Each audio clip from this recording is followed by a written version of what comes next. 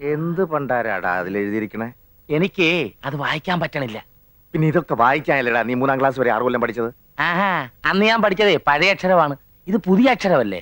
ഈശ്വരപിള്ളേ, എന്തോ അത് വായിക്കണോ?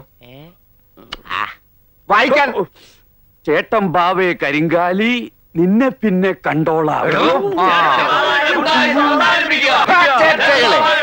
4, 3, 7 പേരുള്ള ഏതെങ്കിലും പാർട്ടിയുടെ പേരും പറഞ്ഞ് സമരം ഉണ്ടാക്കുന്നതും ഗുണ്ടായിസ കാണിക്കുന്നതും നിങ്ങളല്ലടാ. ഫാക്ടറി ഞങ്ങൾ തുറക്കണില്ല. നിനക്കൊക്കെ ചെയ്യാൻ പറ്റുന്നത് എന്താന്ന് വെച്ചാലേ അങ്ങോട്ട് ചെയ്തോ. അങ്ങനെ കയറി വെല്ലുവിളിക്കല്ലേ മുതലാളിമാരെ. ഞങ്ങളുടെ നേതാക്കന്മാർ വിചാരിച്ചാലേ ഇവിടെ പലതും നടക്കും.